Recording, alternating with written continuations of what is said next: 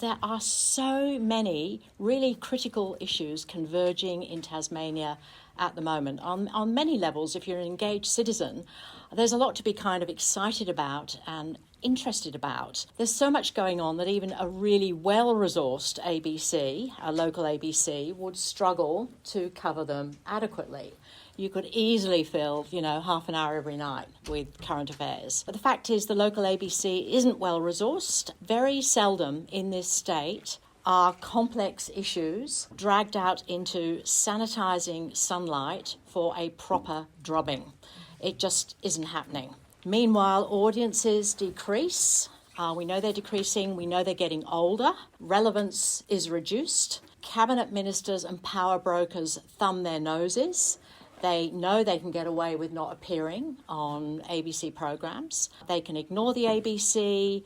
They just front up for 10-second news grabs, and 10-second news grabs in long, slightly extended feature stories. That does not constitute current affairs, not by any definition of what constitutes proper current affairs. Current affairs coverage, and I've spent most of my life in Australia in television current affairs.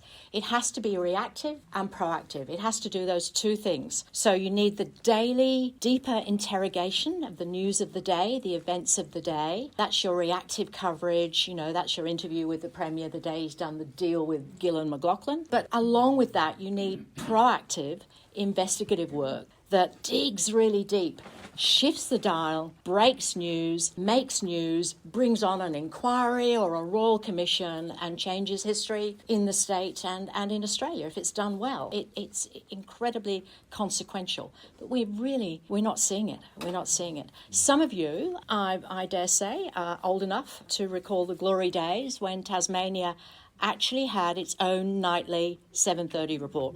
Every night, half an hour. Politicians couldn't ignore it. They had to front up. That got reduced to a program called Stateline on Friday, once a week, half an hour. Better than nothing. Then that disappeared too. Last year, even the remnant rump, an extra 10 minutes at the end of the state Sunday night TV news bulletin, that went extinct as well. Gone the way of the thylacine. Gone. A very senior Sydney-based former ABC TV news executive called Alan Sunderland, colleague of mine, boss of mine, wrote a fantastic piece at the end of last year. It was called States of Neglect. He called it States of Neglect. And he pointed out the bleeding obvious, which is that Auntie has very well-staffed bureaus in the bigger cities, and they provide excellent, in-depth coverage of national politics and of the activities of the bigger state governments. But the smaller states have been starved and hollowed out. And that's deeply consequential the further you get from Sydney, Canberra and Melbourne. And we're pretty much as far as you can get. Coming back to the stadium project, which has sort of fascinated me, just as a layperson and as a former journalist, I really wonder if that project and all the fallout that we're now seeing and all the division and toxicity that it's creating in the Tasmanian community, I really wonder if it would have reached that kind of crisis point if we had had that daily interrogation, the whites of the eyes blowtorch applied to the bellies of Mr. Rockcliffe and Miss White and all of them, if we had had that, from the inception of this thing. I really wonder if it would have reached the very unfortunate stage it's now at. So I think this discussion is incredibly timely. People say, what's your bloody solution? Well, if I were involved with UTAS Media School or ABC Friends Tasmania, I'd be lobbying really hard for a solution. I'd be talking to people like Senators Lambie and Tyrrell, maybe David Pocock. I'd try to drag some of those Sydney-centric news bosses or board members down here to just have a look at things on the ground, just one or two of them. I demonstrate, there's so many ways to demonstrate to them that this casual, wicked abandonment of the ABC's most important role, beyond a doubt, it's the most important thing the ABC should do, is just unconscionable and intolerable. We shouldn't be putting up with it. I'd argue for some blue sky thinking about innovative, low-cost ways to restore current affairs scrutiny in Tasmania and the other smaller states as well. Could some smart PhD candidate team up, get involved, make a project of it, find a way to reinvent this lumbering dinosaur of current affairs for 2023?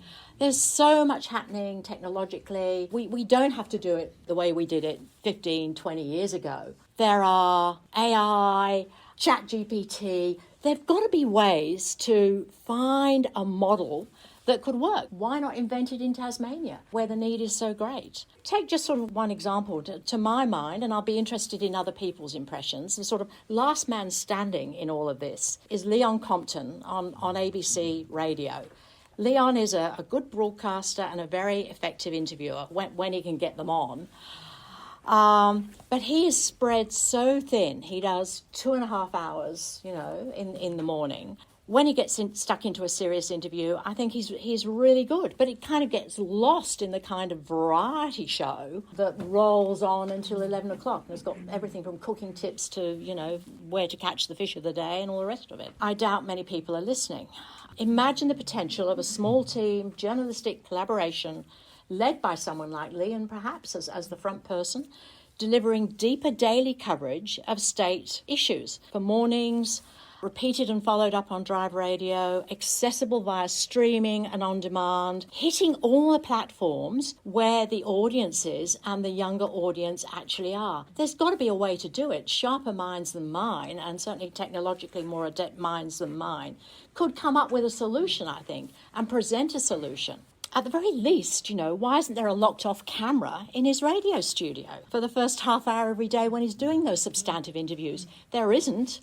They do post some of the interviews on YouTube, but it's audio only with a freeze frame of a microphone. It's just not cutting it. But it's all we have at the moment. I know resources are stretched. I know it's hard, but I think there ought to be ways. To end on a really heartening note, 3 cheers and plenty more for the recent impressive work that I'm sure people will have noted of Launceston's Jessica Moran, who was given time and backing from the ABC's top investigative journalists, working as part of the regional investigative team. I didn't even know there was such a thing, but there is. They broke the hardest racing story. Everyone knows the hardest racing story. What a bloody good story that was, and how illustrative of the MO in Tasmania, the neglect and the stuff that sort of festers in the shadows and the darkness. It shifted the dial, it brought on an inquiry, it was a window into so many problems in governance in Tasmania, systemic problems, and it showed what can happen when good local journos, young journos, get the backing, get the time. They were given time off from their regular daily grind, to dig deep. I can't be the only one so desperate for much more of this in Tasmania. The times do seem to demand it. There is no greater point and there is no greater time to be pushing for a solution to this.